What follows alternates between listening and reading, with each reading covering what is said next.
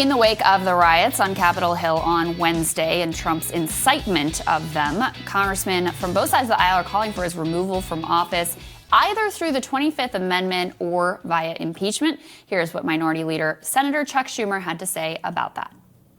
The quickest and most effective way to remove this president from office would be for the vice president to immediately invoke the 25th Amendment. The vice president can invoke the 25th Amendment today, and if the cabinet votes, he's gone. They should do it now.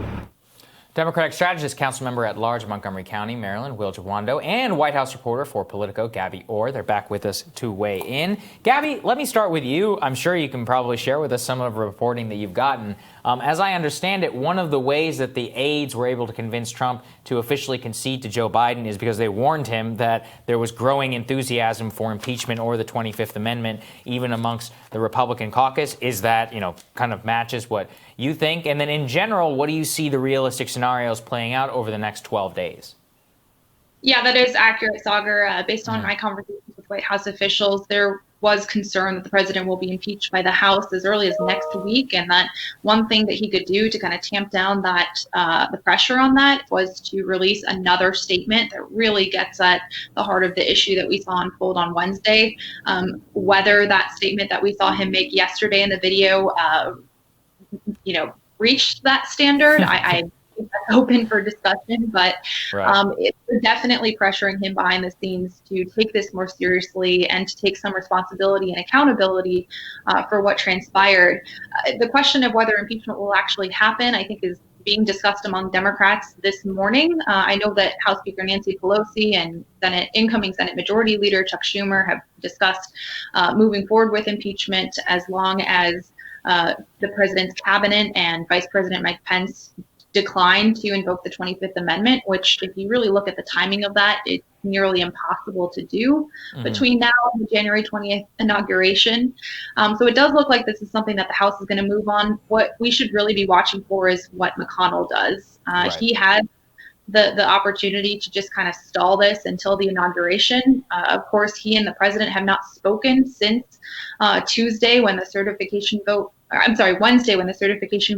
occurred to uphold Biden's victory. And so it's anyone's guess at this point what McConnell will plan to do if the House does in fact impeach Trump next week. Well, and you can bet that's a conscious choice. Like, the fact that McConnell hasn't said anything isn't just like an oversight.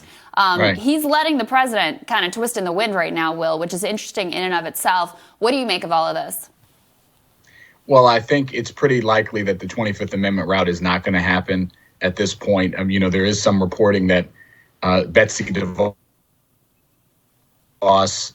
Elaine Child's a little different because she's Mitch McConnell's wife and the relationship there, but signed just so they wouldn't have to make the decision on the 25th Amendment, but also try to save their, save a little bit of dignity. We can argue about whether 2 weeks.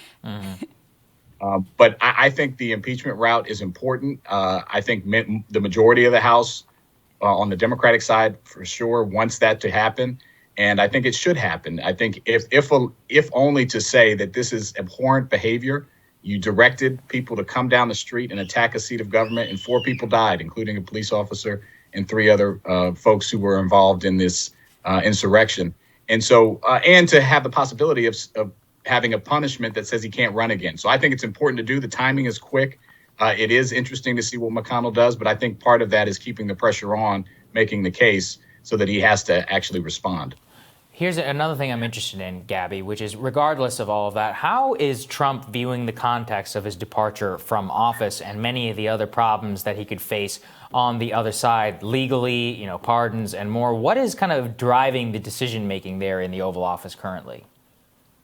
Well, based on reporting that we've seen that Politico has not been able to match, but I know the New York Times has put out as recently as yesterday, the president is discussing a self-pardon of some kind before he leaves office. What I've heard from my White House sources is that he's now eager to get out of Washington as quickly as possible, that he could leave either before the inauguration or the morning of the inauguration to head to West Palm Beach. And that is where he'll spend most of his post-presidency life, at his Mar-a-Lago resort. I know he's heading to Camp David this weekend, so another opportunity for him to just kind of escape the spotlight in Washington and maintain a low profile for the next 11 days until the inauguration happens. I think the big question is, what he sees as his movement moving forward. There was a time when the president was considering another run for president in 2024, and that is something that has certainly been discussed among his aides and his former campaign officials. That has gone in a totally different direction because of what we saw happen this week. And, I think the big question for him is whether he'll actually be a popular post-president among Republican officials. Will he be out there campaigning in 2022 for vulnerable Republican candidates? Will they want him to campaign alongside them?